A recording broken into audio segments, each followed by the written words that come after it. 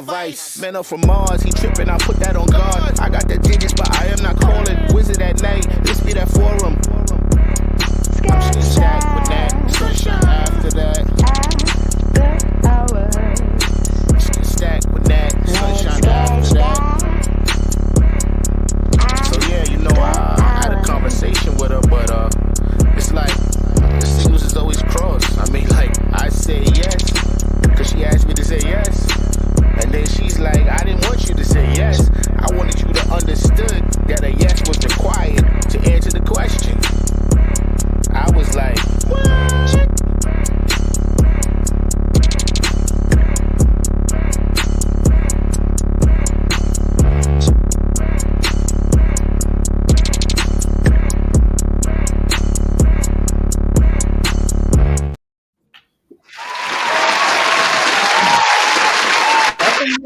Happy hump day. Welcome to the spot, the Stacked After Hours spot. I am your host, Natalie Cosby, and welcome to the show for Grown Folks Talk.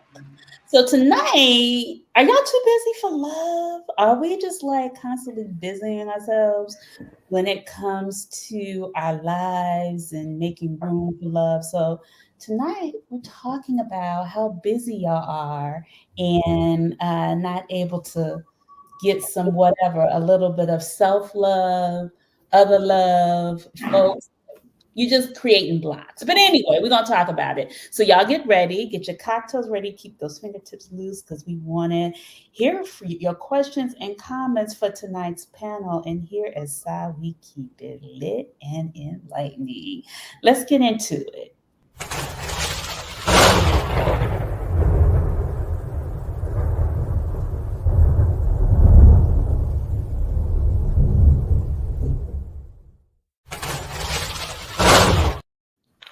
Look at our panel. Y'all kind of sexy tonight. Ew, ew.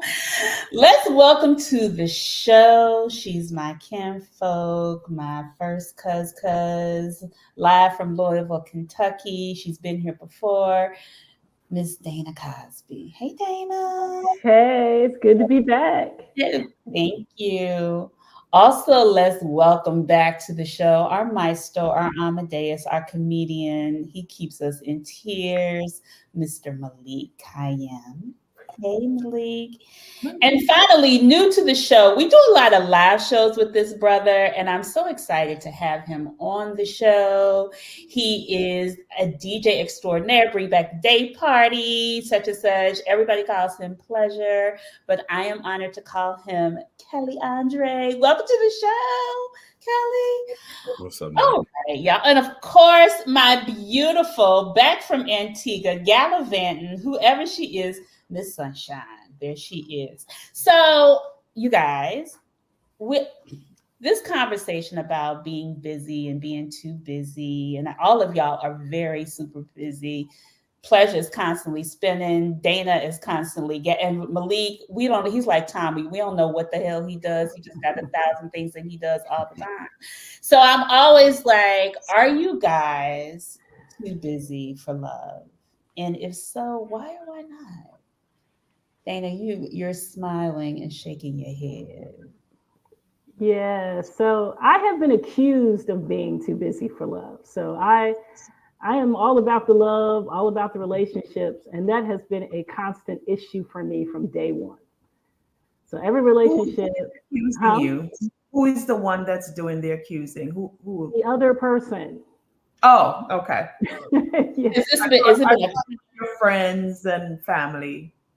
I think my friends and family have figured out that maybe that's something I need to work on. You know, I think my dad, maybe it's you. You know, after the second failed relationship, he was nice enough. He's probably the only person who felt they could tell me, has it ever occurred to you it might be you, or at least some part of it that you're contributing to it?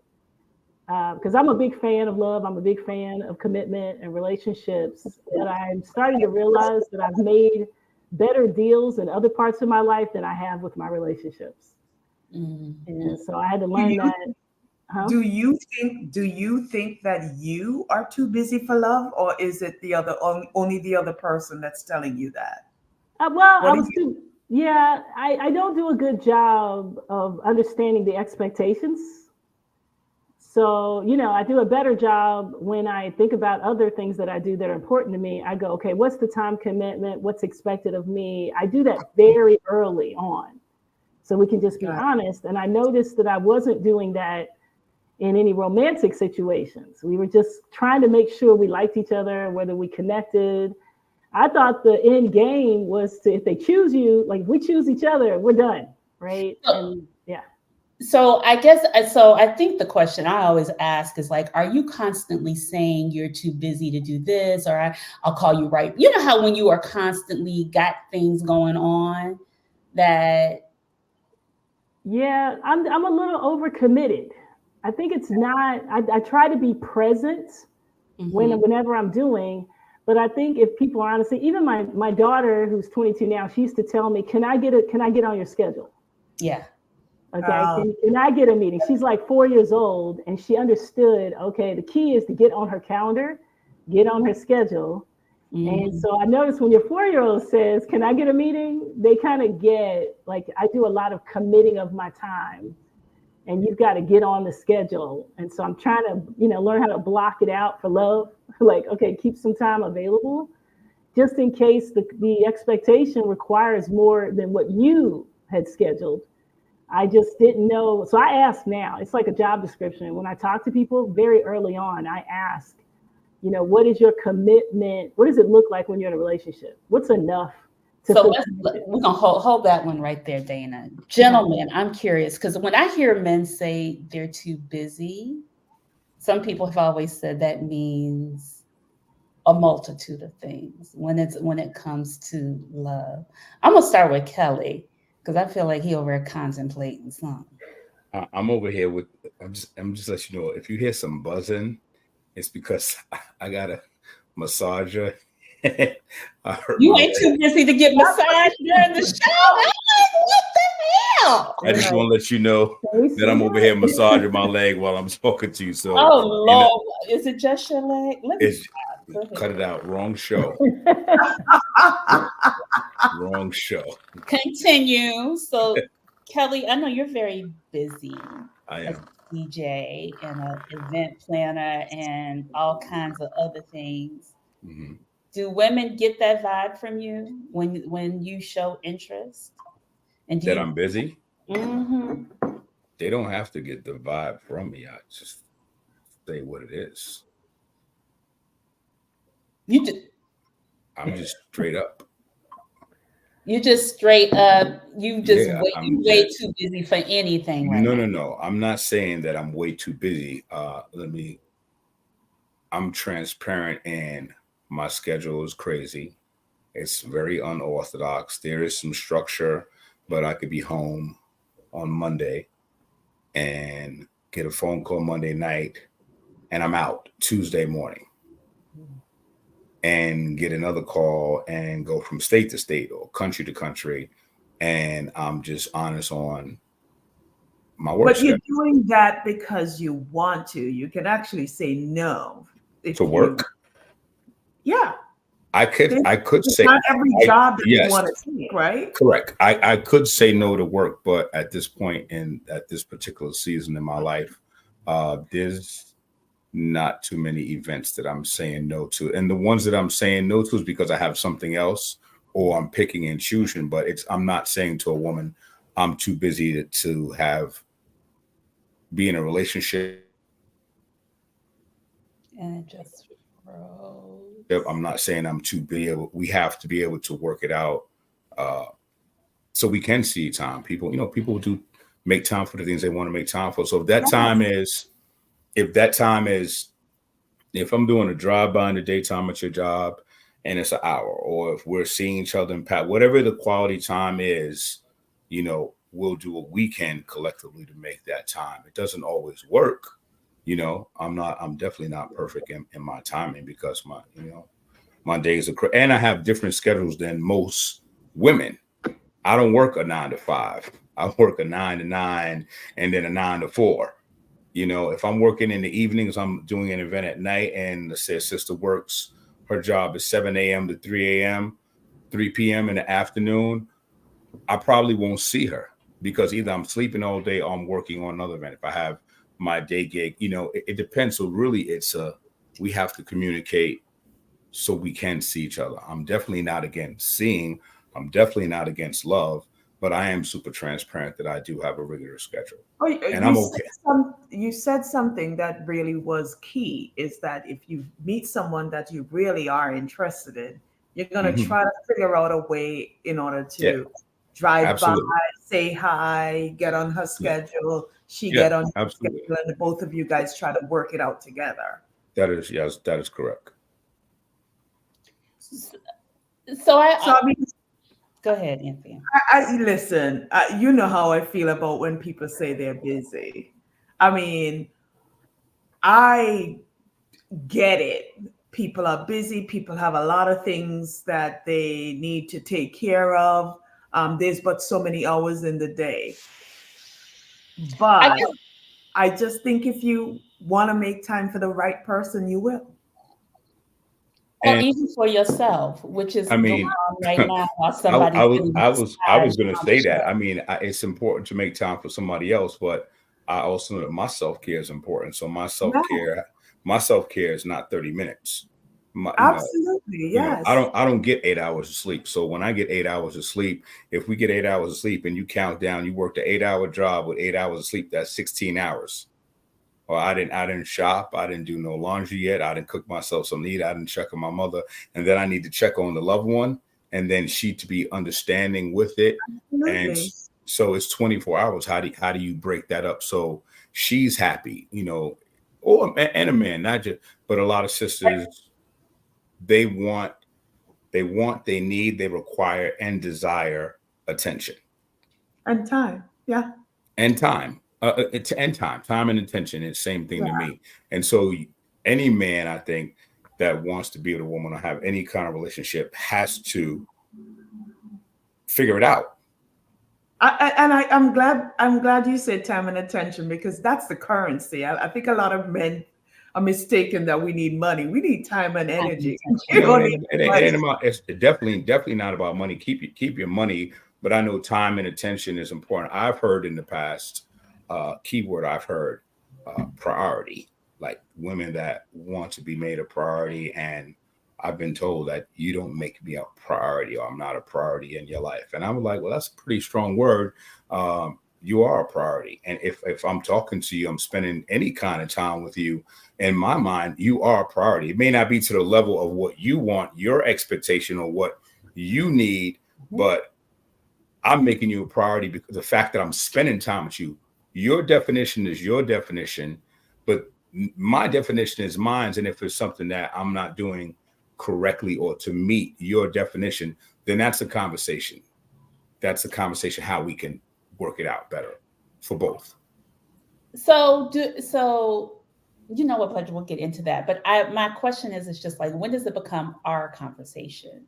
And we can get into that, because I think the thing is, it's just like, how do you, if you say you do have someone and you're making time, you said, I'll do a drive-by and then I'm going to go to my job, or I'll do this and do. So I was just like, when does it, your priority, her priority, but when does it become together and become our priority? The conversation between both, when we both commit and we both choose to not go to work, take some time off of work, set a time and place, destination for both of us to meet at the same time.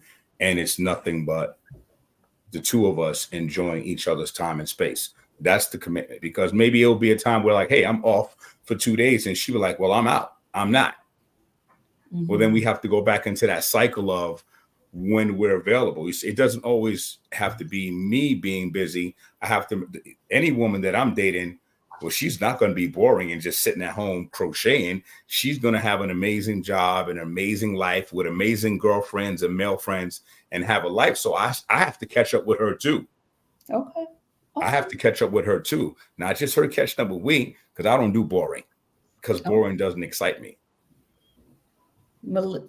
This is interesting. Malik, do you feel like you're too busy, Malik? No, I feel like that is a narrative people use when they just don't want to be in a relationship or be bothered. Because I feel like people always say they're too busy for a relationship. And what they're really saying is that I'm too busy for romantic love, because no one is ever too busy for self-love. They're never too busy for service love. They're never too busy for familial love. But when it comes to romantic love, everyone is too busy.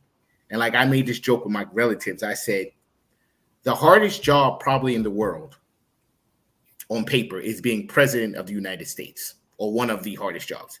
And no president has been single. It's not like he said, hey, I'm on career track to become president. I need to remain single because I'm going to be so busy with this job that I need all my time. So most of the highest levels of jobs we see, and I'm not saying it's a good or bad relationship. I mean, that's subjective, but I'm saying most people who seem to have a high level of success have partners.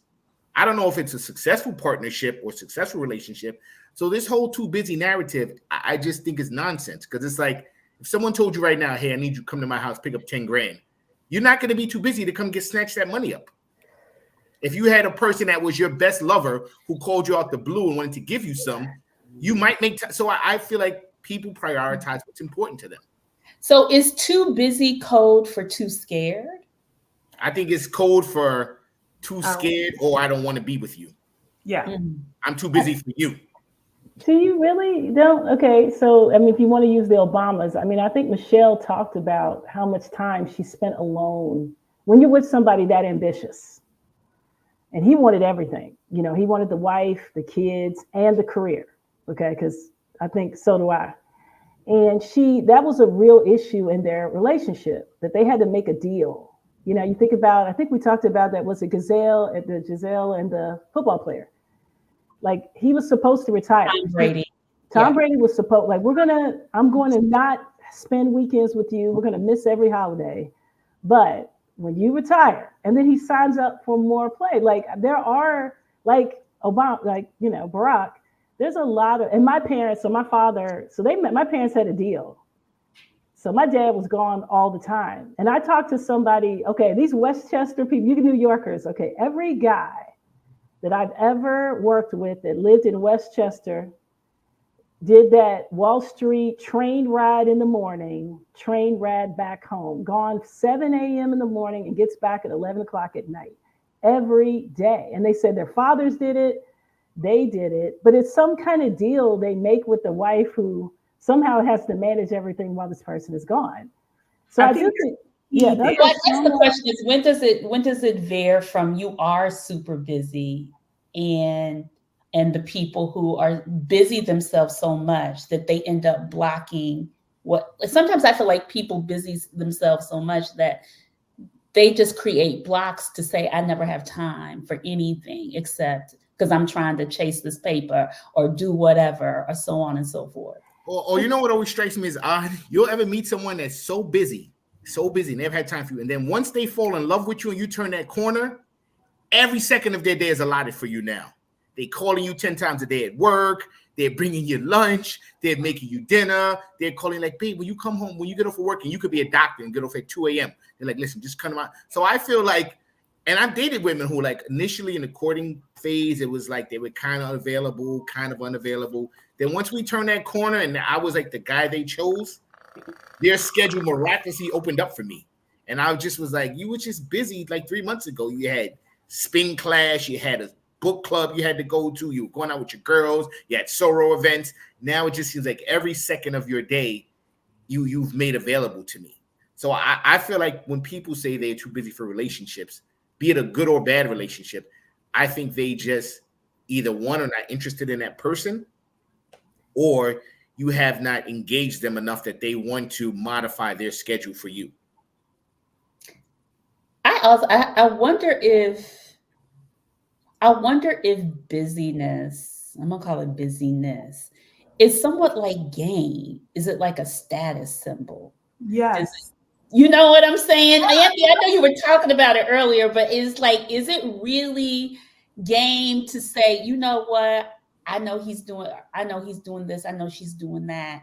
Is it that? And I feel like we are constantly in the circle of 100%. It is, especially in this age of social media.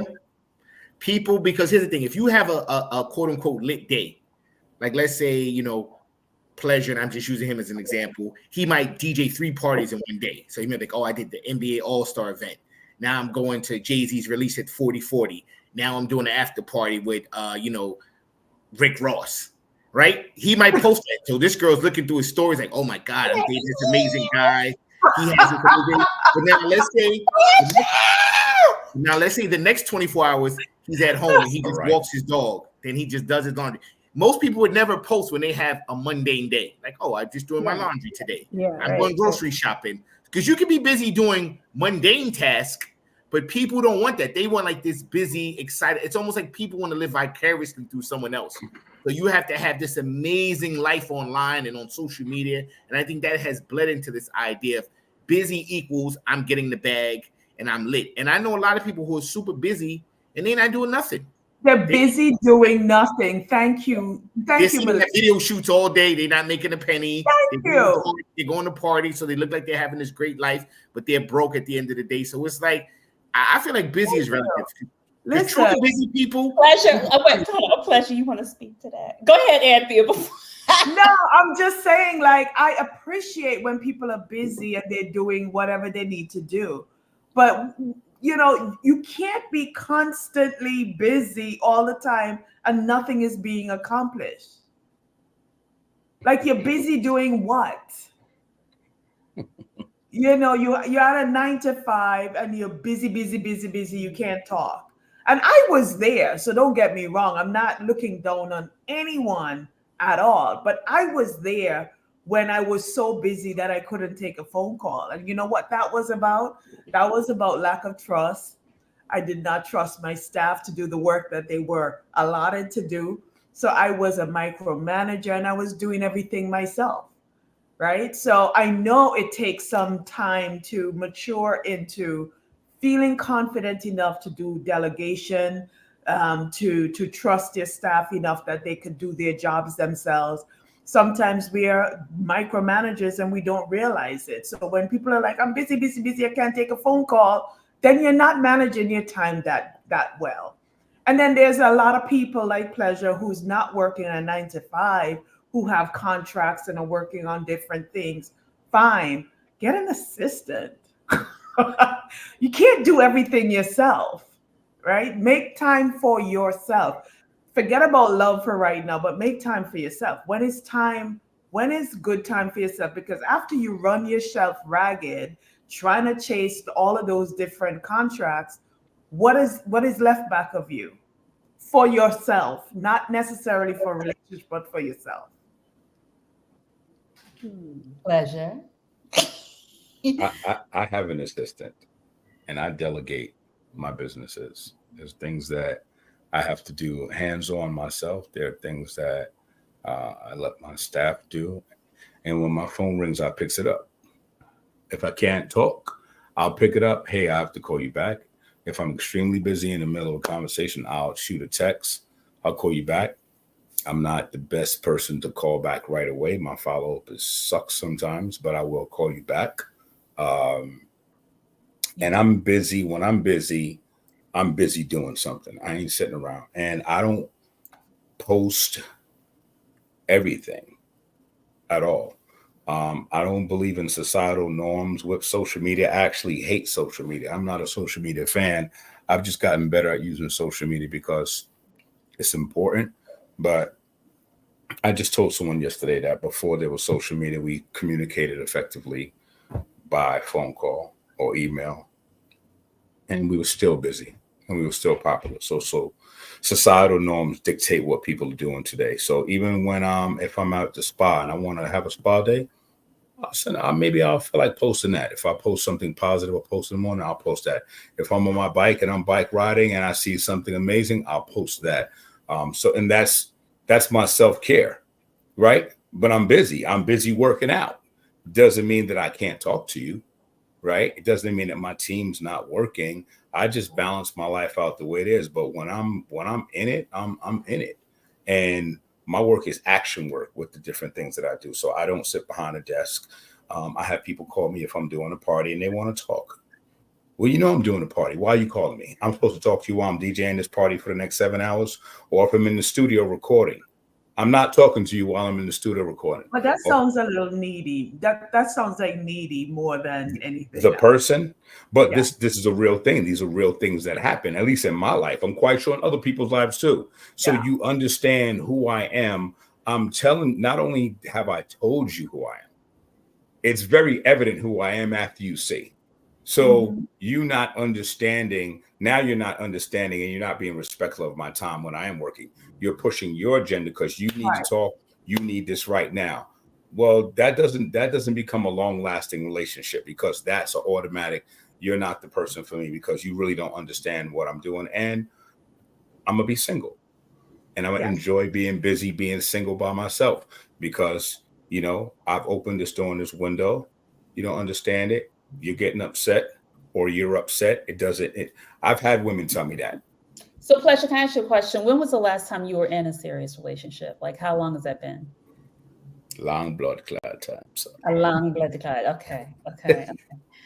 Do you find yourself becoming more, and this is for everybody, do you find yourself becoming more busy now, the fact that you are single? Do you find yourself? No, I was busy when I was in a relationship.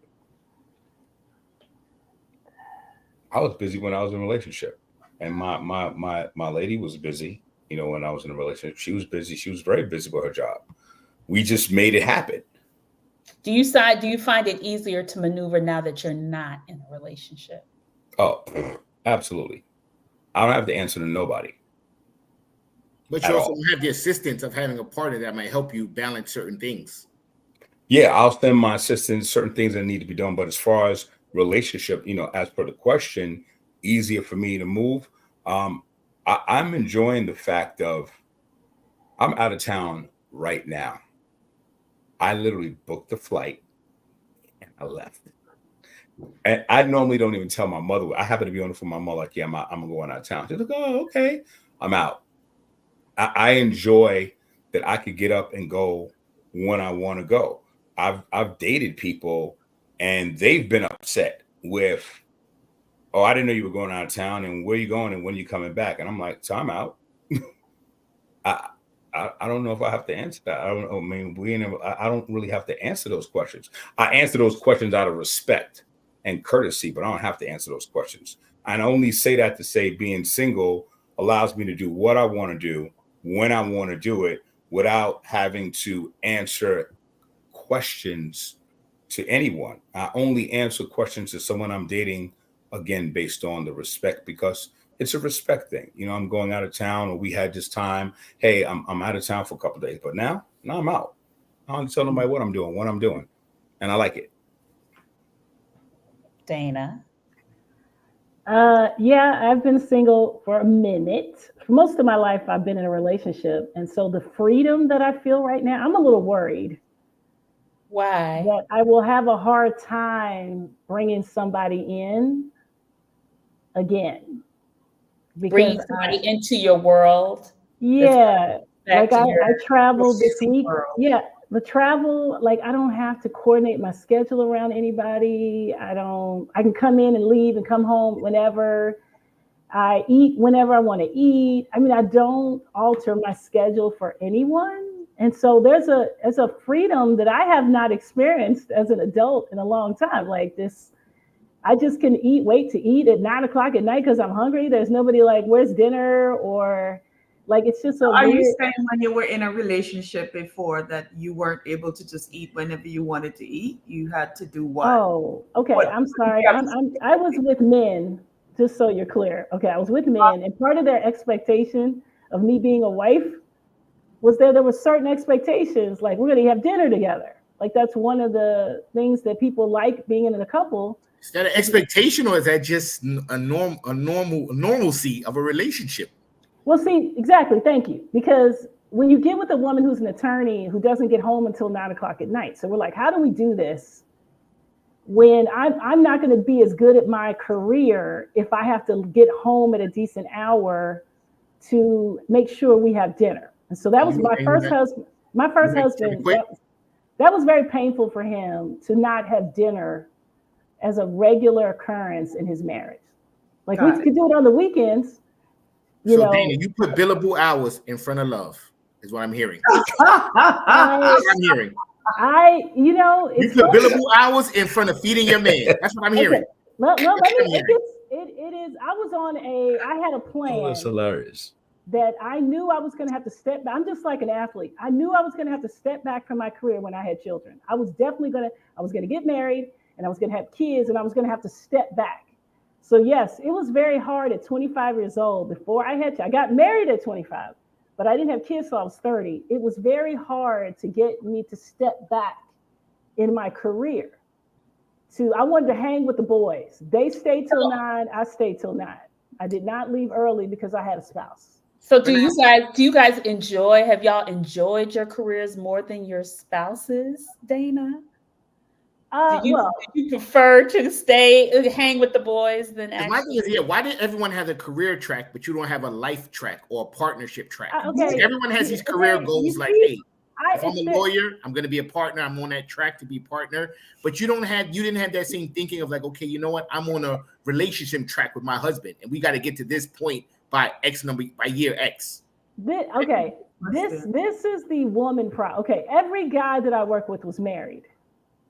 Okay, everybody I worked with was married. Okay, we were all married at 25. This is Louisville, Kentucky, right, Natalie? Right. Everybody's married at 25. My marriage is the only one suffering if I come home late. My marriage. Everybody else, they're doing what they're supposed to be doing. You're a 25-year-old man. You need to work on your career and be. This career is for the family. And just so we're clear, my career was for the family too. I know we like to pretend like it's not, but for a lot of women, our careers, we're for the family too. Okay, my family benefits from my career as much as. So there was no one to show. My mother my mother worked with my dad in his business. Okay, so I never had a role model. And I will tell you, most of the women, when I went to law school, they told me don't get married. So you don't have this pressure. Like if you're serious about your career, don't get married. Now, you don't think any of those wives felt the same thing maybe Michelle Obama felt? Like, so maybe their marriages, so maybe a lot of those stay-at-home wives their relationships were just in as much turmoil as yours. The husbands just maybe hit it better. You get what I mean? Like, nobody thinks it's bad. Everybody knows it's hard to not see your spouse. I mean, I think everybody feels that. I just think they think it's part of the deal. I think you don't. If everybody knows, I think what I'm hearing is that there's a different expectation with women still to this day about how we're supposed to show up versus men. And we will give a pass for their busyness. But I don't necessarily know if we get the same grace when it comes to things that we want to do along with our family or our partner. And so I think that's what I'm hearing. And maybe that's changing, right? Like, I just think there's more women willing. I think I said that to your sister, Sylvia, Natalie. I said, look, the deal was a woman, if you gave 80% of your money to the family and gave them 20% of your time, there are a lot of women that would sign up for that. Okay. They would say, I get 80% of his money and 20% of his time. I don't know. I've asked every man I work with, all the men I know, if I gave you 80% of my money and gave you 20% of my time, I don't have any takers. That's not their idea. Like, I don't want to be that guy. And so that's why I said 80% of your time and 20% of your money. Well, it's something lower than you got to give me more than 20%. Like, that sounds crazy. That's the weekend. That's just the weekend, right? But I guess my question too is, wouldn't you want to be like? This is what I always tell people. Like, I've never been married, but when I became a father and I was working in corporate America, I wanted to be with my children. So I didn't care about billable hours. I didn't care about hitting bonus targets. I was like, nah, I'm out. Or I could work on my laptop. Like nothing was more important to me than my family unit. So I would assume if I had a wife, I would have the same logic. Like, I don't care about hanging out with the boys. Like, I want to get them to see what my wife is up to. I'm going to see if my kids are running around. I want to help her cook dinner. So, like, I guess for me, I'm just not understanding why that isn't a thought process. Like, why isn't like, damn, I want to rush home to this person. Like, I get to go home to him. Not that I want to hang out with the guys and do what the guys are doing in the office. Like, I want to be with this person. Because, I mean, I understand you want to, you have to put in a certain amount of hours. But I feel like here's where planning and logistics and creativity come into play. Some of that stuff you might have been able to do at home. Some of that stuff you might have been able to incorporate into your travel to and from work. You know what I mean? There's ways, and I guess as we get older and we gain wisdom, we learn how to be in better manage situations. Some of us don't, because some of us may be still chasing. No, I mean, I did exactly what I was. I mean, if I wanted to go hard, like you hear, this is the difficulty that people have. Okay, we want successful people. Some people want to be highly successful. And I knew that wasn't going to be my calling because I'm going to step back when I have kids. Okay, so I literally left the law firm when my son was born. I just left the law firm because babies don't wait. They need their mothers.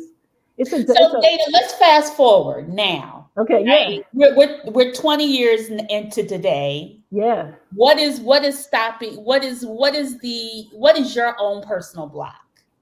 Okay, so now it's so I told you, I said now I think I agree with I'm sorry, your name's not the DJ Pleasure. That's so funny calling you Pleasure. Now you get to dictate your entire day. There is nobody telling you what you get to manage your day. You manage your time. So you get to decide when's the best time to work, when's the best time for self-care, when's the best time. So now I feel like I need to get down with that person and say, okay, what's your best time? And people just have to be good at that. Because I think what you're saying, Malik, is they come in with expectations. And so we just need to be honest about that with people, like be upfront. Because I think people assume. Go ahead, Anthea. I also have this question where, people try to justify, I'm really, really busy. I'm really, really busy, which is really true. But it's almost as if I'm wearing my busyness as a badge of honor, right?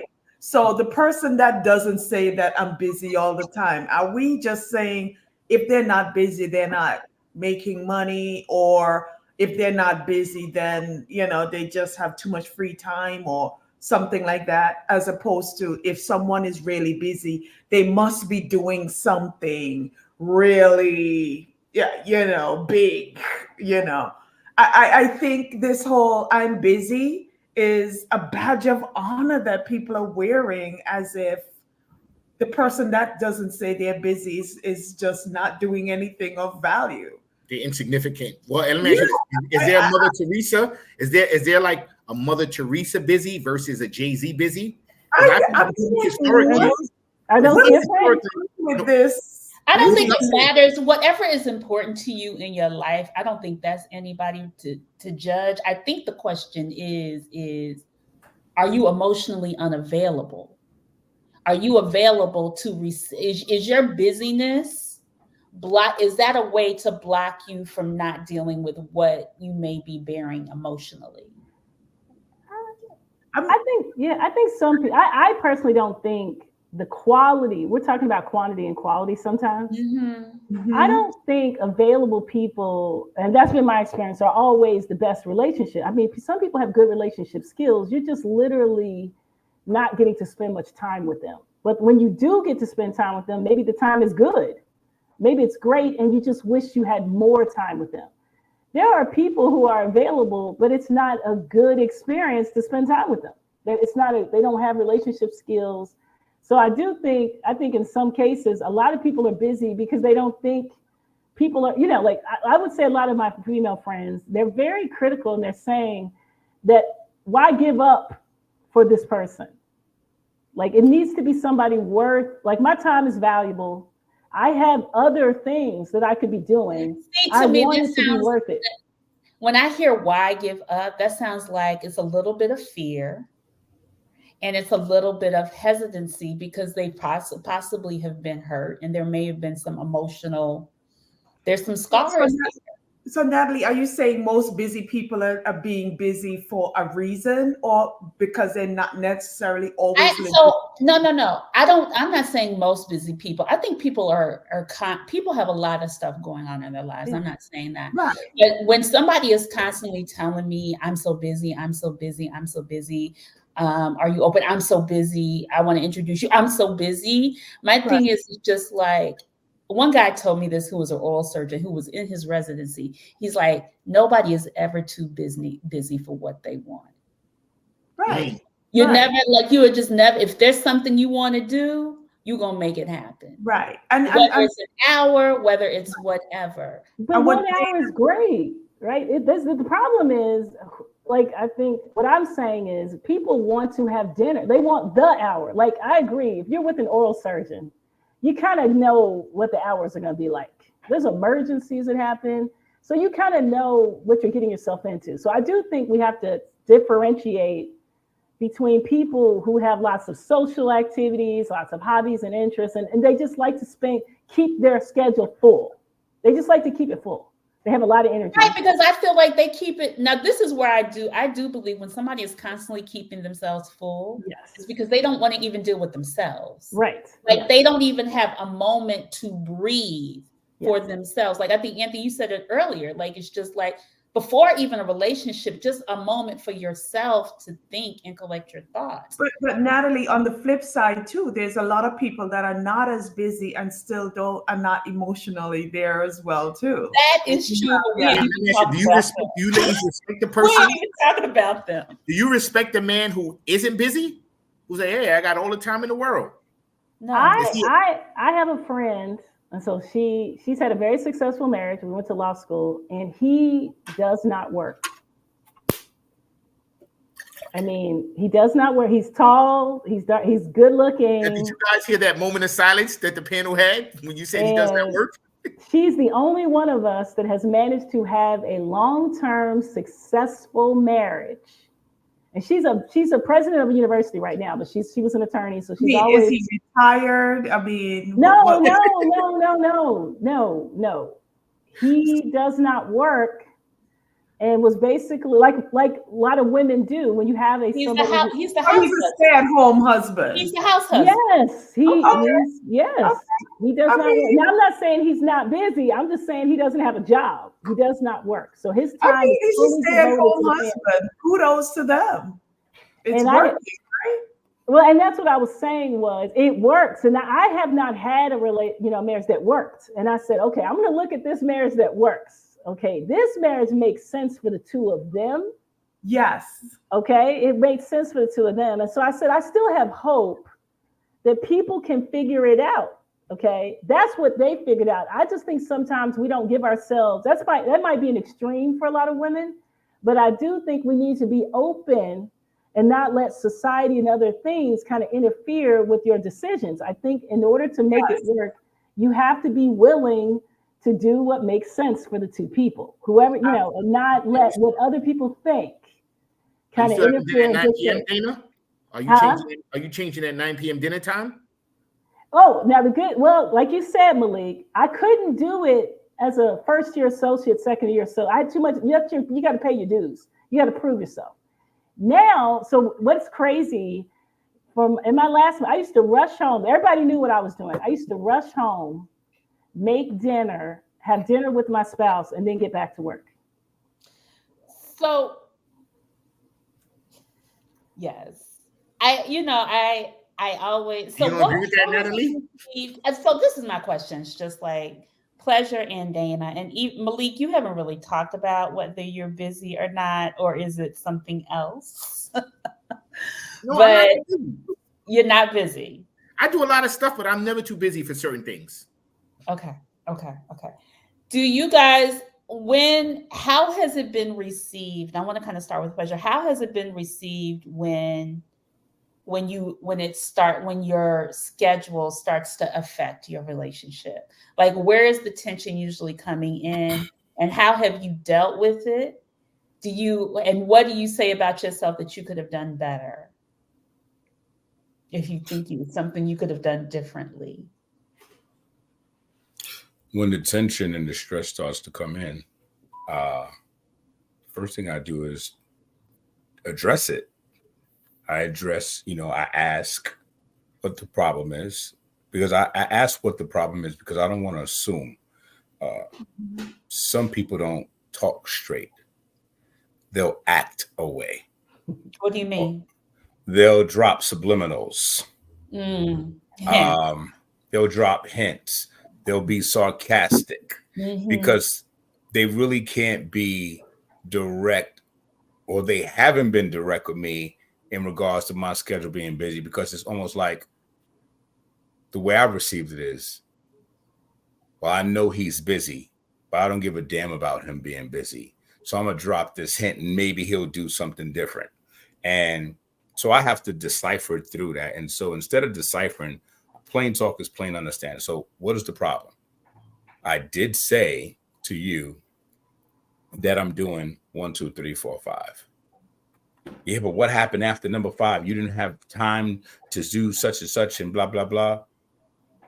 So you didn't think that 1, 2, 3, 4, 5 took up 14 hours of the day, and I only slept for 3 hours last night, and I got to get on a plane at 5 in the morning, and I'm doing the best that I can do. You don't think that I'm tired? You don't think my daughter's driving me crazy because she called me 5 times and I didn't take care of her?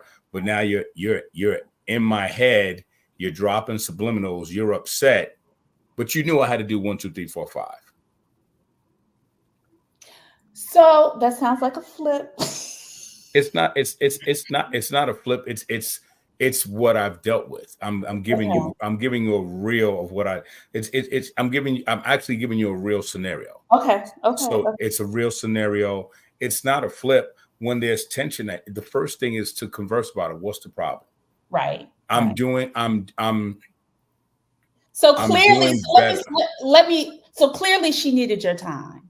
She needed a part of Kelly in her life, whatever Correct. that was. And I've had women that were like, "I'll meet you at the gig," or "I'll show up at the end of the night," and so I've been like, "Time out. I don't want you to do that.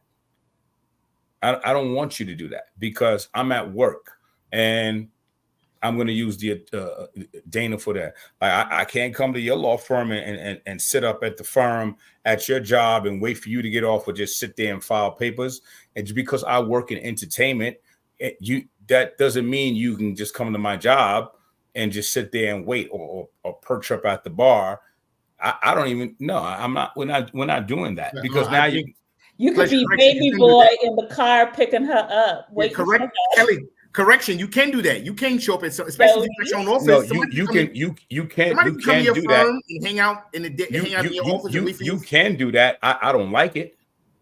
So I'm saying, if a woman is willing to compromise with you, and she said, "Listen, I know you work, you're busy, babe." But for me, that's not a compromise. That's not a compromise for me. If you up to 3, and she says, "I'm gonna get there around 2:55, so I can see the last little bit of your set," then we'll go home together. You would tell her no? I think that's being a little selfish. If she's willing to compromise. Because if my girl wants to come to the firm, go ahead in my office, go get some snacks. We got a little coffee machine, get an espresso. So I'm gonna be in a conference room for 20 minutes. I'm going to give you real scenarios. My job is not an easy job to deal with. Most women that I've dated, it's never been easy to deal with me in the entertainment world. There are women that deal with me that you have to have a high level of security, not insecurity. And I have female friends and I have female fans and I have female stalkers, and some women are crazy, outright crazy. I don't need you coming into the party at the end of the night or end the night and there's a stalker or there's this one and it's nothing going on. There are women that are just who they are in my world of entertainment, right? I separate. Now the truth is coming out. No, I'm telling you. DJ abstinence, not DJ pleasure. Listen, brother, I'm telling you the truth. Like, my life is not the average life. I'm not an average brother. So I'm very clear on how my life has been. So I know what it is. And I'll say I separate my personal life from my business life. That's how I operate in relationships. Well, my personal life is my personal, my business is this is what I do. I'm not hiding what I do. Right. But I have encountered too many crazies, too much nonsense. And I'd rather protect my woman and protect my relationship than it all be in the sea of the drama and the nonsense. And that's not just other women. That's men, too, because whoever I'm dating is fine as hell. Right. And there's always the ignorant dude that's going to say something. I'm not jealous, but if I have to slap you in your mouth, I'm going to slap you in your mouth. Right. Men, that is. It's just I live a different kind of life. Pleasure. Can I ask a question? I live a different kind of life. I do. Pleasure. So with all of this, how do you? I always is just like the stories I hear about when people say they're a bit busy. I think Anthea talked about this a little bit earlier. Is hilarious. Y'all be coming up with some real interesting stories of why y'all are busy. I'll be like, huh? I never once throughout this entire interview, not once have I said that I was too busy. I never, everyone else has said that the topic has been that. I never I haven't said once that I'm too busy. I didn't. I never said it. True. So I don't fall in line with that I'm too busy. But you are busy. Correct. But I don't fall in line. I have not said it when I am busy, but I am very straightforward in what I do. I also did say I will commit and make the time. I will communicate and carve out the time, the short time. So I'm not against anyone, but I never said that because I'm not so busy that I'm not willing to say, let's go out to lunch, or I have an hour and a half, or I'm flying here that has nothing to do with me DJing or producing, and you want to get on a plane and meet me because I want to. I pick and choose who I'm dating, if I'm dating, who to spend that time with. Everybody's not worthy of my time, just like everybody ain't worthy of my time. So I can fly to meet you, but I can't show you up at the club. Obama. Somebody said, "Are you the president?" No, I'm not the president. I'm being honest. I'm just. So they can meet you. They can meet you. I'm not like the president. I'm fortunate and blessed to have the life that I created, that I deserve, so I can do what I want when I want, right? And it doesn't mean that I'm not Xing out a woman. I'm not saying that she's not available. No, am I available? I'm just busy, but I'm not saying no. So Pleasure, what if you met someone that you really like, but she's equally as busy and just have like an hour sometimes? It's the same thing. Then we'll figure it out. It's the same. I have dated women that were more busy than me. I have dated women in the industry. I have dated women on all kinds of levels in this world, right? And I've had to wait and figure out their schedule so we could see each other. And we had to figure it out when we were going to get together, when we would have dinner, when we would travel. I had to do the same thing. So just for you, Pleasure, what is your ideal time, I guess, on a weekly schedule that you can put into a relationship? I'm just curious, out of curiosity. When I was in my relationship, inquiring minds want to know because when I was in a relationship, I was in my relationship every day. I didn't have days off from my relationship. There were no days off. I was in my relationship with my woman every day. I went to work. She went to work. We dealt daily. We talked throughout the day, whether it was a text or a quick phone call. We saw each other in passing. We figured out times when we had to catch dinner. Mm-hmm. When we were intimate, just like bro said, yeah, you're going to get that bag. You're going to go be intimate. You're going to be romantic. You make that happen, how you make it happen. You do what you need to do, how you do it. But it became an understanding of the schedules. And that became the most attractive because it's like, oh man, I found somebody that we both understand each other and we're doing what we need to do to make it happen. You start off in the beginning of every relationship in the honeymoon phase. The honeymoon phase of every relationship is, oh, I understand. I'm there. I get it. And 6 months in, said person is like, I can't do this. Emotions have grown. Mm-hmm. People need more. They didn't tell the truth in the beginning. They didn't tell the truth. Can I say something? I don't necessarily think people don't tell the truth. I think people are it's the honeymoon phase. It is. The honeymoon phase is over. But you didn't tell your truth because you didn't really tell your truth. And I'm only speaking from experiences. Mm-hmm. So my conversations today are experiences, not so much perspective and opinion, but experiences. So my experiences have shown me that. And so when I've had these experiences, I go, okay, here we go. Looks familiar. I'm gonna keep going. Let's have the check-in. It's check-in time. How we doing? What's going on? Does the check-in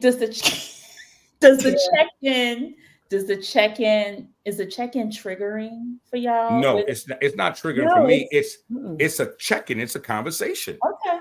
It's a reality. It's not a trigger. You know what I'm saying? Mm-hmm. Well, I guess I'm confused. So, I mean, people like to decide. We're all free, and they all like to decide how they want to live their lives. We're all adults. So to me, I thought it was just a compatibility issue. Like some people are too busy for that person, but maybe not too busy for this person. Like I thought that I told you, I've been accused of that. Like not everybody's going to think I'm too busy. There are people who would though.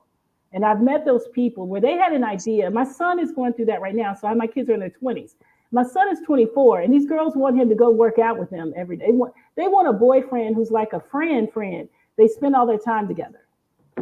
Okay, so that's hard for him. That's not his idea of how he spends his life, is doing everything with his girlfriend at 24 years old. And so that's what I was saying. I think if we're all honest of what we think our relationship should look like. So you want to have time where you get to focus on your work and then you get to focus on your family or your loved one. You don't want to mix the two. Some people want to work together. Like it seems to me, I feel like there's expectations, like what Malik was saying. I think there's a lot of expectation that people have going into relationship that they don't discuss.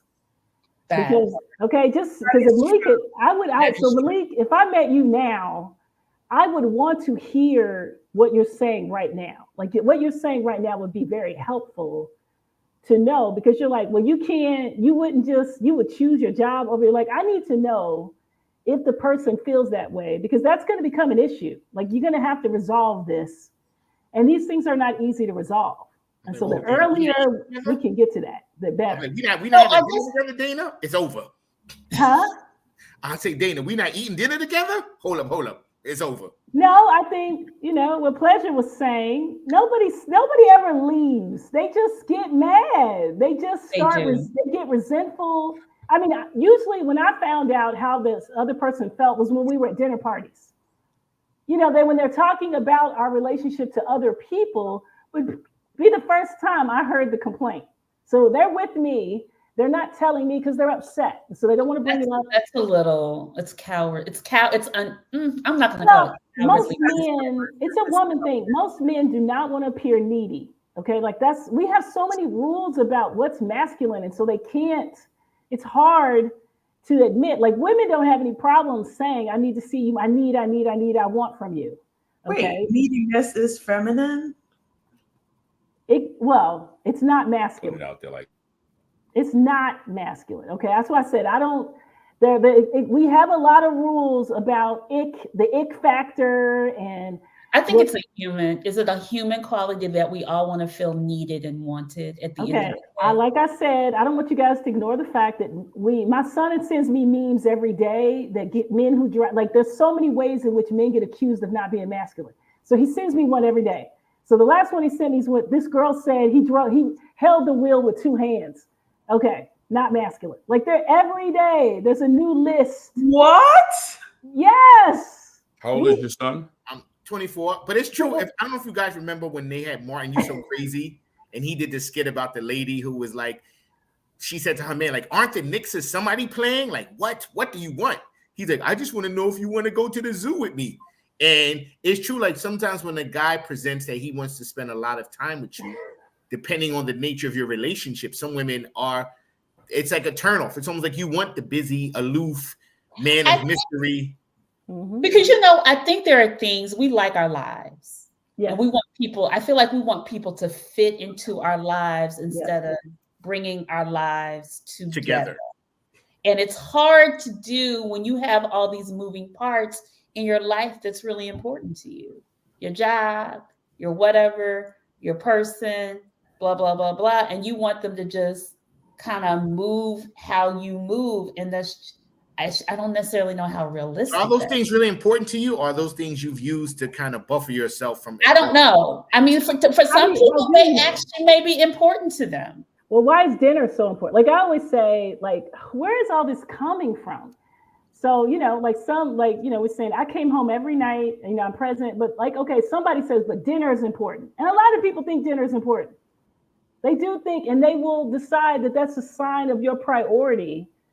Sit down and have dinner with your family. Okay. There are men who get off the hook because they're commuting from Westchester, New York. So they're not sitting and having dinner with their family. But in other parts of the country, maybe that's more realistic.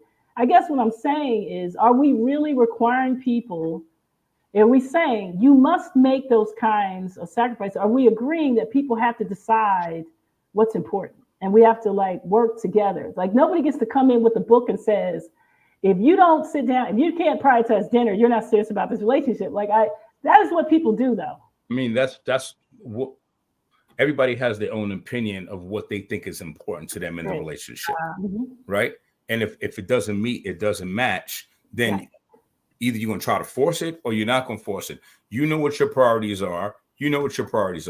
And everyone has in that beginning stage where they can say, okay, your priorities and your values are not in alignment with my priorities and values. So we all have the choice at that time to say, I don't think this is going to work. Great meeting you or not meeting you. Or, well, let's see, maybe not. But if you're being authentic and honest out the gate, follow suit. This doesn't align with my lifestyle. This doesn't align with my lifestyle. Dinner's important. Oh, you can't have dinner? Let's take that off the list right there. I can't meet you at the club at 2:55 in the morning. That's not alignment. This don't work for me, because everyone has been through great relationships and not so great relationships. So we all at this point, at this age in our lives, have the decision to say, I don't want to deal with that. I want to deal with this. And we have to be vulnerable to move on to the next potential opportunity that may come our way. In the interim of moving on to the next thing, we just go live our lives and be happy doing whatever we're doing until we find somebody that is in alignment. We can align together. We can love together, sleep together, eat together, have dinner, and whatever the case. And that's just part of the date. That's the dating process.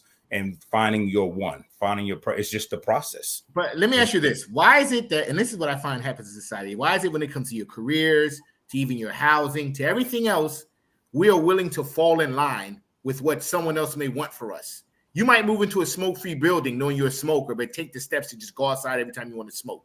You might pick a job that tells you have to, dress a certain way or do certain things.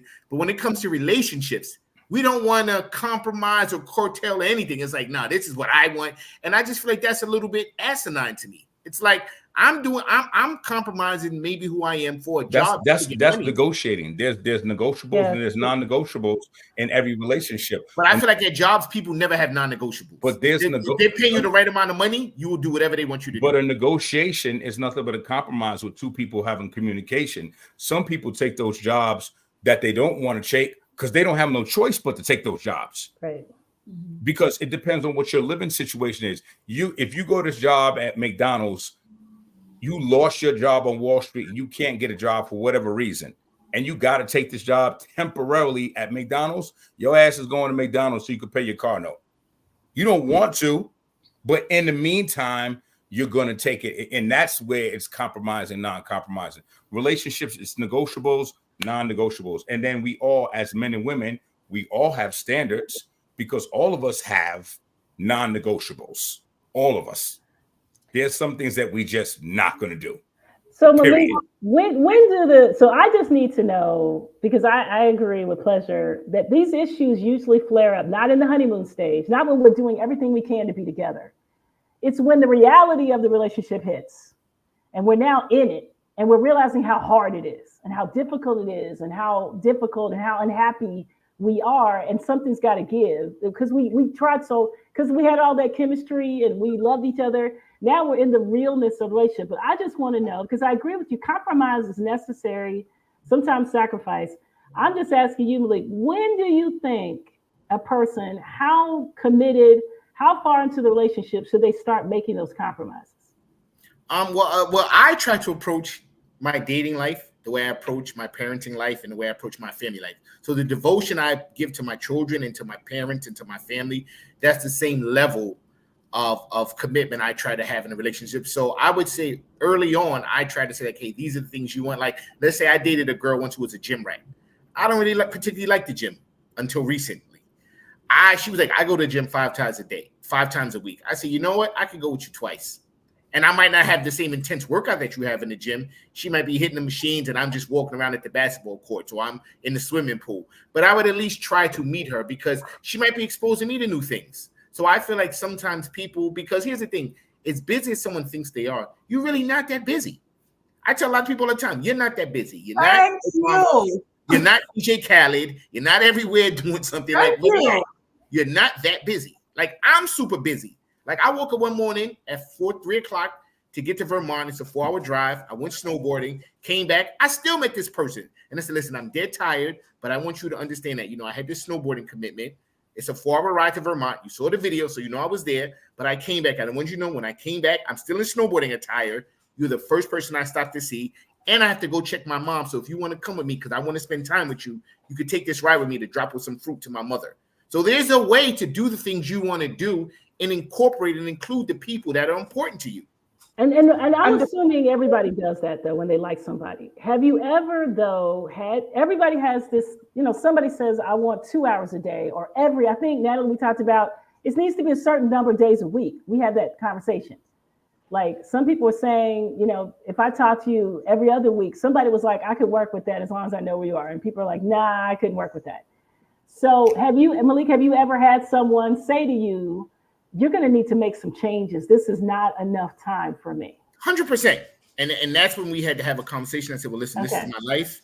And I can maybe shave 30 minutes here. You could add 20 minutes there. Why would somebody have said that to you if they didn't think that you were too busy? For anybody to say that to you, apparently they must have felt that you were too busy, which is why they said that to you, regardless of it's kind of like a wraparound, what you're saying. No, I think I was mismanaging my time.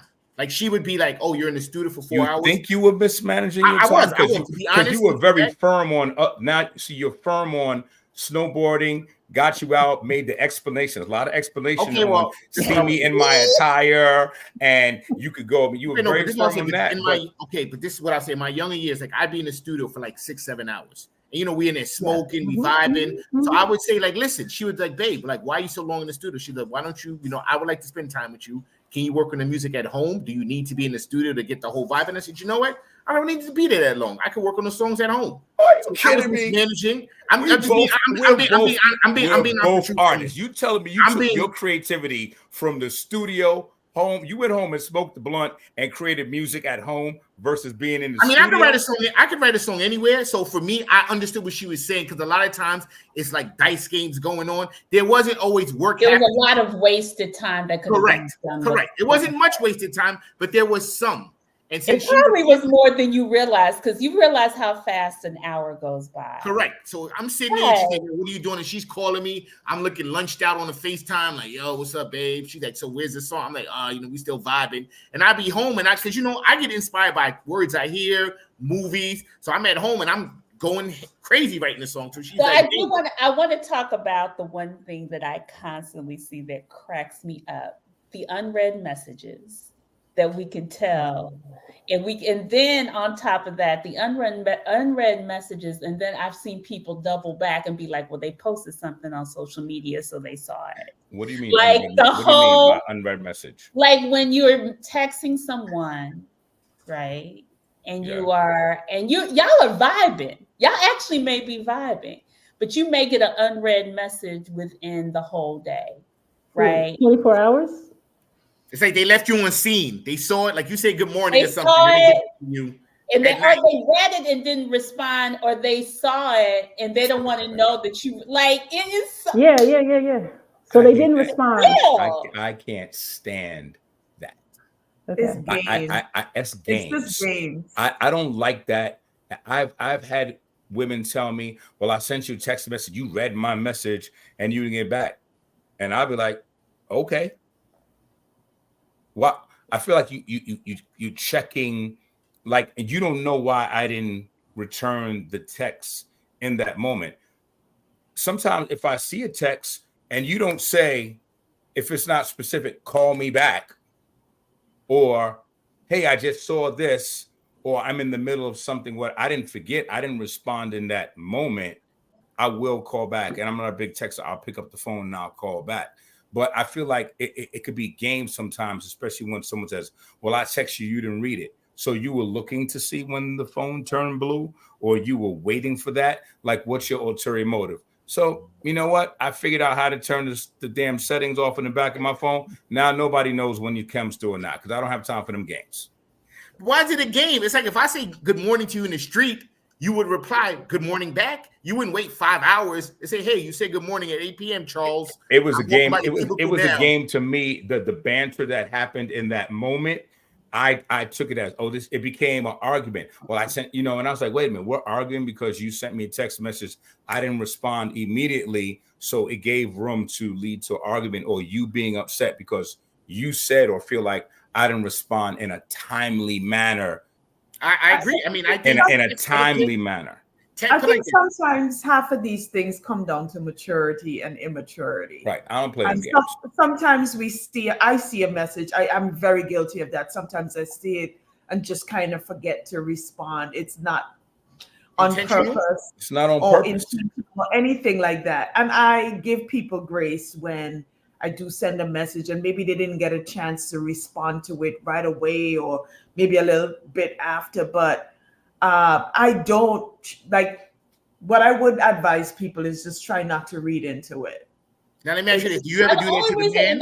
The other reason why I brought it up is because I am notorious for not responding. I'm terrible at text messages. Yes, you are. Let me ask you this: do you do that to the man? So it has constantly been a problem in my relationship. It's just not. It's not my strong suit. Like But it's not intentional. It's not intentional. But I realize, because people are so attached to this, like their lives, they're just like, well, I saw you post something. Oh, I was like, huh? You ever post something? Is that to the man? And you have somebody call you 5 minutes later? Right. Well, you posted. I was like, what? Well, do you ladies do that to the man who tickles your fancy? Like the number one guy, is he also victim to your late responses, or it's just everyone else? I'm in relationships and I do that, so I'm bad.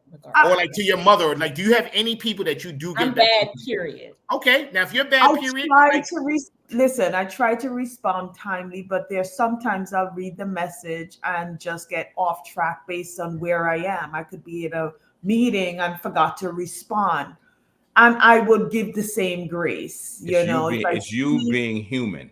It happens. We're all human. It does not mean that we don't care and we're not. I don't read into it. Now, if it happens over and over and over again, then that's maybe a problem. But once in a while, somebody may forget to respond right away. It's not. Don't read into it. It's just not that deep. I used to date somebody that would only communicate after 2 months, communicate through WhatsApp, and I was like, "Why are we always talking through WhatsApp?" And she never said. And I was like, yo, why are we always talking through WhatsApp? She's like, oh, because I could tell when you respond, I could tell when you respond. I was like, oh. Because you can see who read the messages. You see, I was like, oh, okay. I was like, all right. Too? Games. I mean, it's not games like this. That's such a pet peeve of mine. I remember my daughter was telling me that her boyfriend.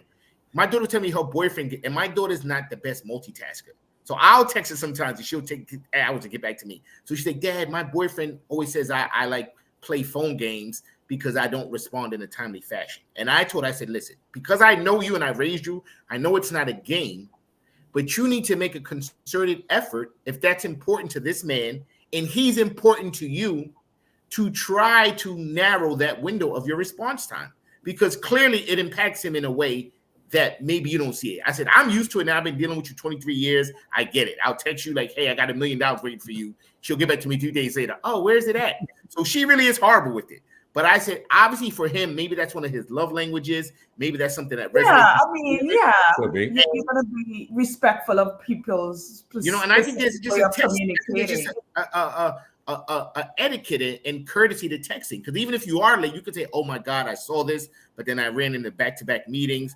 Sorry. You know what I mean? I just like sometimes people are so dismissive.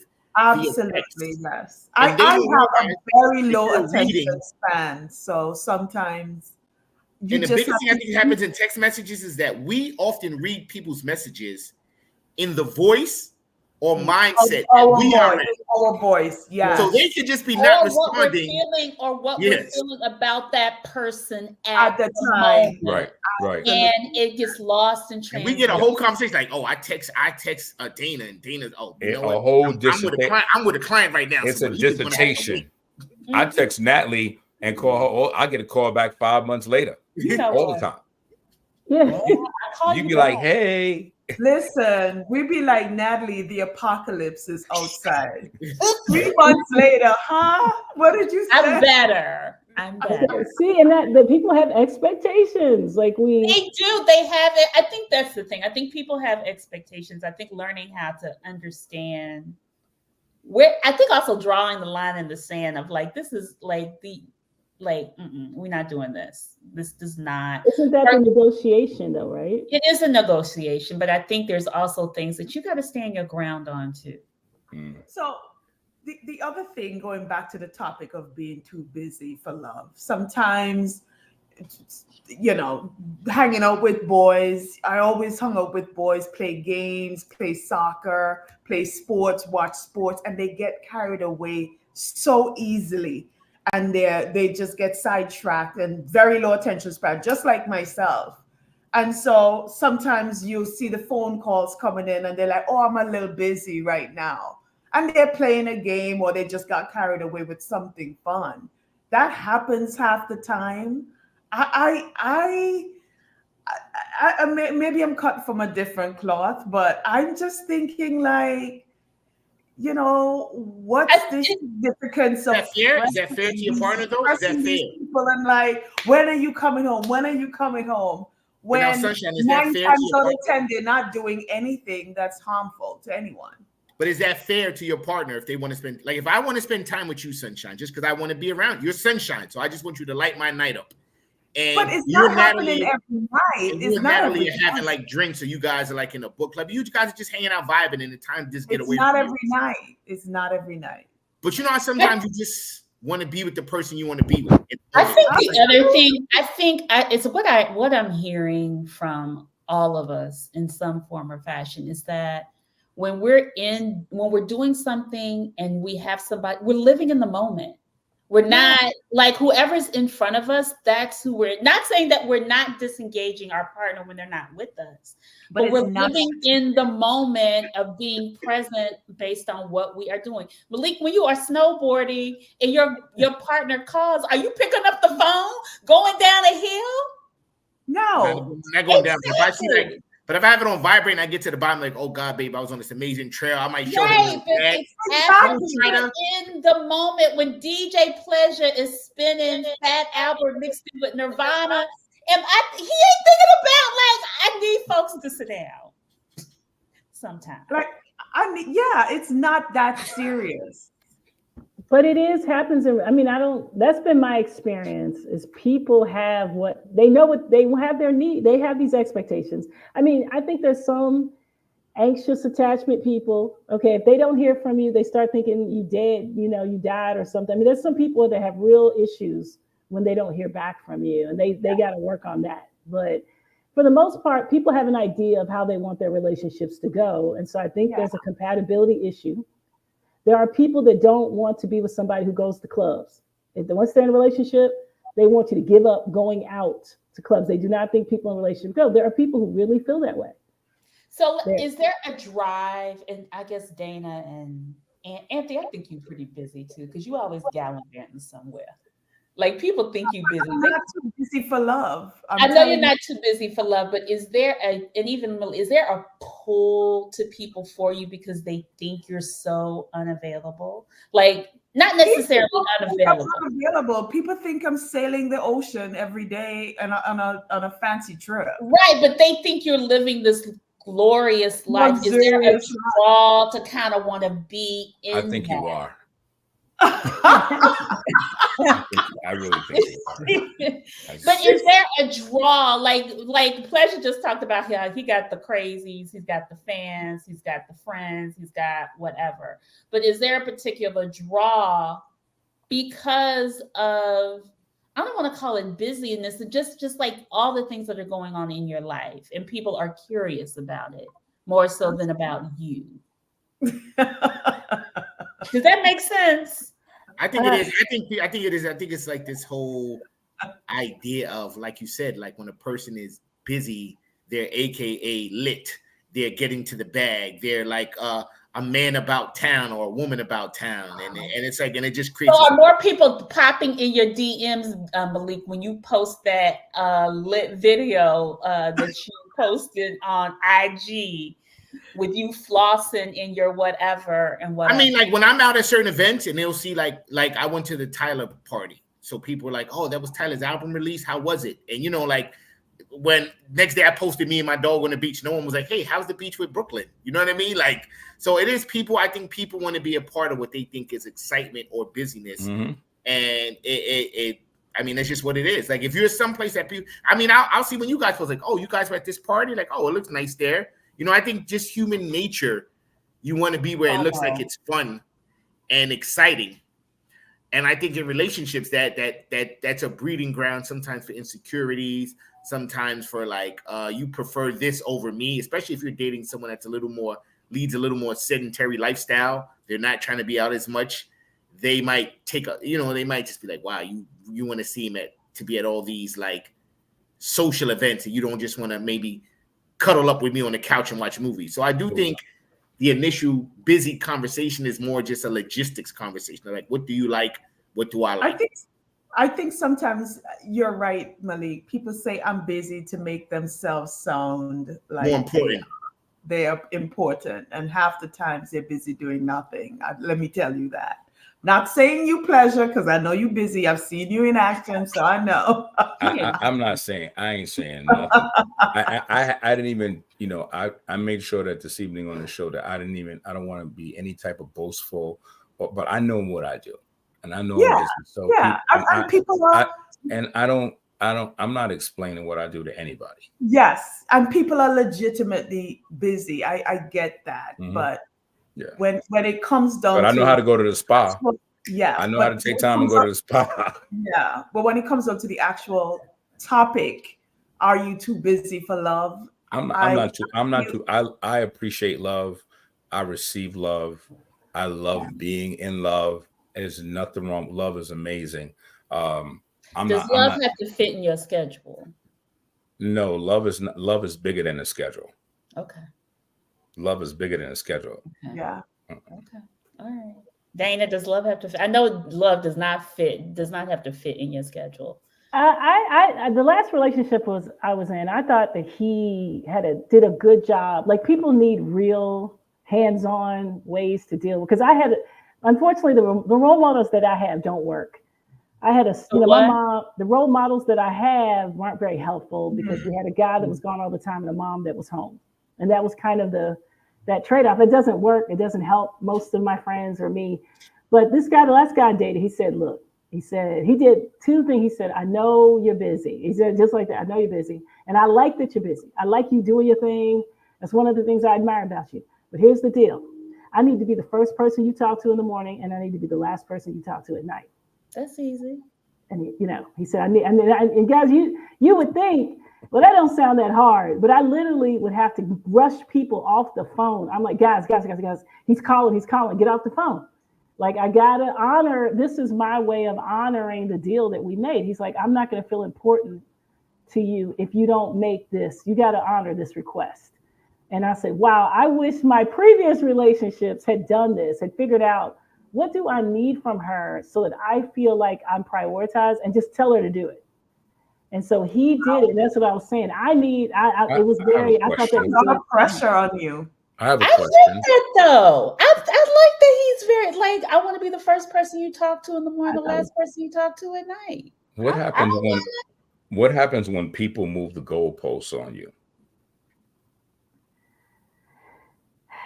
Yeah, I mean, that's the thing about relationships. And somebody did a good quote about that. I thought it was lovely. And I said this to a man when I was on the plane. And I told him, I said, I'm dating a guy right now who's an entrepreneur. And I know when he spends time with me, how much he had to move around to make this time.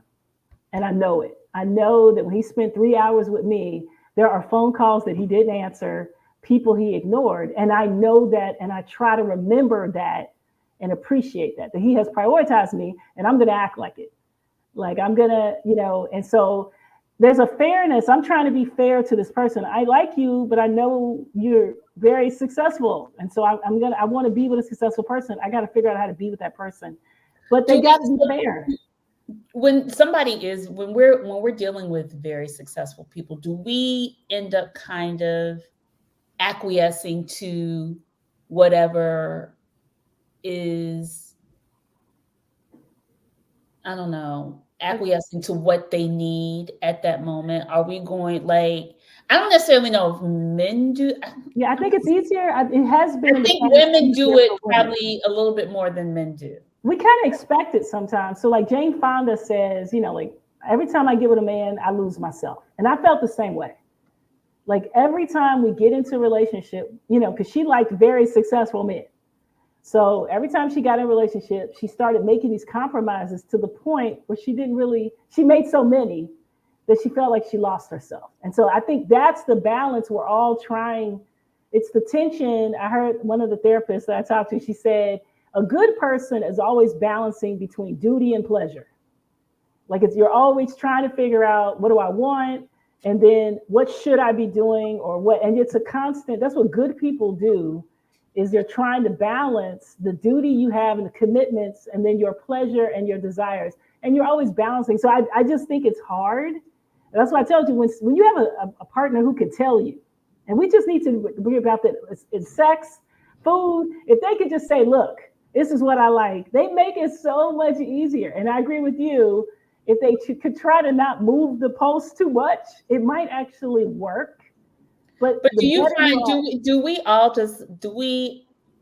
people intentionally move the goalpost? I mean, I'm sure I think self-consciously and consciously people move the goalposts, and they move it because I feel like sometimes once they have received what they asked for, they want more. So then it's a self-conscious or conscious decision to move the goalposts. And then you keep moving the goalposts, which now, in my opinion, becomes a selfish thing, because now you're flipping it to make it fit you in its entirety. And it changes the game. And most people don't recognize, you got to really be smart and go, hold on, well, this keeps changing. Or there's another add-on. There's another. Isn't that like a natural progression of things, like with the career or anything else? The more you get, the more you want. Like if I'm getting, let's say, an hour a day, it depends on let's say if we agree to an hour a day, and then the hour is wonderful, so I want to get an hour and 20 minutes now. I think that if you're getting an hour a day and there's a natural progression, like you just said, it's exactly that. It's a natural progression. I think the intentional goalpost is the problem. Okay. I need an example of an intentional goalpost movement, like somebody who intentionally. Well, like he said, the hour. So they appear to be really reasonable. They're saying, okay, let's have lunch. You seem to be mostly available during these people who work at night. Okay, so you're coming in very late at night, and so lunchtime might be our time. So let's make that our time. So can you just try to prioritize and not give that lunchtime time to people unless it's very important? And so you do it. You're like, you're right. I'm going to tell my assistant, don't put anybody, block that on my calendar. Do not put anything. Then they come back and start asking, now that they got you to do it, then they come back and they start asking for something else. And they because the whole goal is to get to the level that they want. So they're going to keep pushing. You're going to feel like you're compromising when really they're just trying to get you to where they want you to be. And at some point, you're going to realize that. This sounds manipulative. It does. Yeah. Well, I mean, these are the things we run into in relationships. That's why I said people are a mixed bag. Like some people, if you gave me that hour. Well, what is it? I guess my question is, what is the difference in telling somebody how you want to be treated and moving the goalpost? Well, you have to tell somebody and you have to show somebody. I do like what Malik said very much, where there's intention. When you're natural progression. Yeah. The natural progression makes everyone feel comfortable, because when you start to feel comfortable, safe, vulnerable, all of the above in said relationship, you naturally you'll find yourself saying, I know I got to go back to work, but this feels so good. Well, the boss going to have to be mad. I'm going to give this extra 15 minutes and they're going to have to deal with it. You'll deal with it on the back end of the consequences, but naturally it feels so good. I'm going to take this chance and deal with the consequences later on, because the natural progression is in alignment with organic, right? I believe in organic relationships, natural progression. And if it's forcible for me, it doesn't work. If it's natural, then I can see it. Then we're both relaxed. Then we can move at a different space. Then I'll find myself going, you know what? I'm gonna use this PTO day.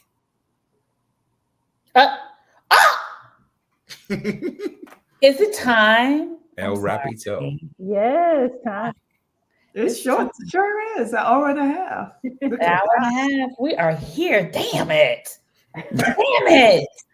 Okay. Well, Yeah. can I go through my little fireside chat? Just kind of things that I feel like are things that we may see as what's important to you right now in life. Yes. Ready? Okay. Lovers or partners? Partners. Partners. Oh, is this everybody response or I don't know. I'm sorry. Partners. Partners. I like partners too. I thought it was Jeopardy. I was like, what is partners, Alex? Connection or self-preservation? Connection. Connection. All right. When you say self-preservation, what do you mean? However you take that. Yes, I don't know what it means. So I'm gonna go with connect, the other one. Okay. Mobility or stability? Stability. Like mobility. You like mobility? Mobility? Okay. Freedom or structure? Both for me. Freedom. You can only choose one. Freedom, definitely. Freedom. I'm willing to give up some freedom for the right person. So you want structure? Only for the person. It's not an easy thing for me to give up, but it's worth it. Yeah. I mean, I like a little of both. I agree with pleasure. Thank you, darling. Self-preservation, you see? I'm just saying. Okay. Choose one. That is the instruction. Y'all gotta do the damn assignment. Consistency or spontaneity? Spontaneity. Yeah, spontaneity. Consistency is better, but spontaneity. I need consistency right now in my life. I need consistency. Okay. Spontaneity keeps my fire burning. Yeah, I mean, you want to go out on the balcony and just have things happen. Right, I got a balcony right here, sir. Oh my God, the Caribbean folks on this car, Lord Jesus. Status or wealth? Neither. Well, if I gotta choose, I'm gonna choose wealth. Wealth. I like wealth more than status. Status is temporary. Wealth means it's a long time. Malik. Not rich. Okay. I don't know. That's a tough one because I feel like status. I'm gonna go with status. You gonna go with status, Anthea? I'll go with wealth because there's longevity in wealth. Okay. Sex, daily or weekly? Daily. Girl.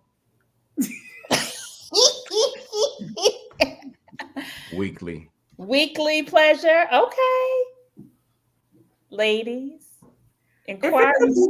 If it could be daily for me, I'll do it daily 3 times a day. Okay. Get it. Damn it. I mean, if we're together, I don't why not? Like if we're together daily, then why not daily, right? Like if we're together. Coming to the after party. It's not gonna be good every day. It's just daily though. Wait, it's always gonna be good, Malik. We had this conversation at the live show.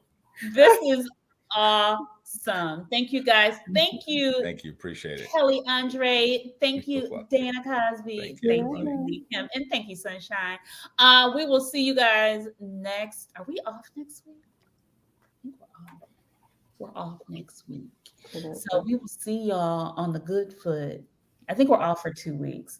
Oh, that's crazy. I'll be so busy for 2 weeks. I know you will be so busy. Of course. But y'all have a good one coming to the after party. Meet these amazing folks. This was fun. This was a lot of fun. And we'll see y'all soon. Okay. Bye.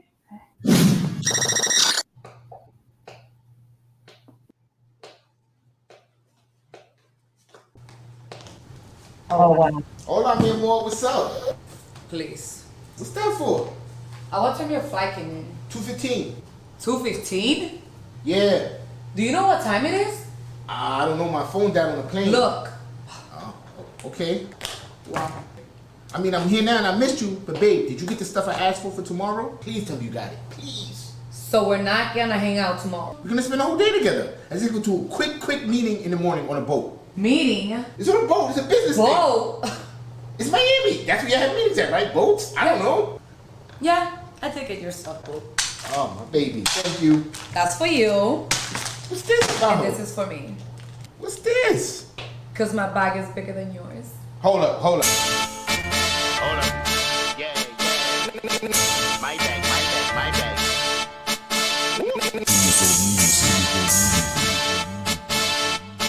Hold up. What? Hold up. My bag bigger than yours. Drip. Somebody get him some doors. Y'all can't ride in this Porsche. My bag bigger than yours. Ask my mama. Cop dick ticking that door. Cold G Blacker. Me been slinging that raw. KP. She still dripping in sauce. Oh my God. Hottest nigga that boss. My Rolex is just gay. My hoes age is dead. Balling out, it's my fate. I'm sorry, y'all, it's too late. My jewelry look great. Your jewelry look fake. Nigga, we animals, no snakes. Gorillas mixed with them apes. No funerals and no wake. Just bury me with my cake. Valentino, my sweatpants. Valentino gon' stretch grams. Y'all don't wanna talk streets, boy. My cold killers keep heat, boy. Exotic chicks and unique toys. My money up, I can meet Floyd. Gon' gag on me, pop a tag with me. You see the swag with me, the bag on me. Hold up. My bag bigger than yours. Drip. Somebody get us some doors. Swerve. Y'all can't ride in this Porsche. My bag bigger than yours. Hold up. My bag bigger than yours. Drip. Somebody get us some doors. Swerve. Y'all can't ride in this Porsche.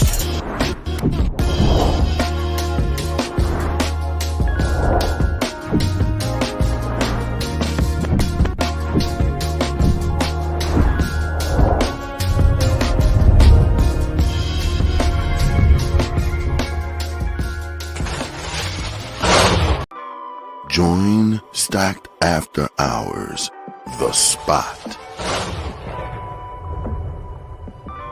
where grown men and women gather to have candid, also honest discussions about the state of life, love, and more. The Spot is a hybrid of in-person and weekly virtual gatherings.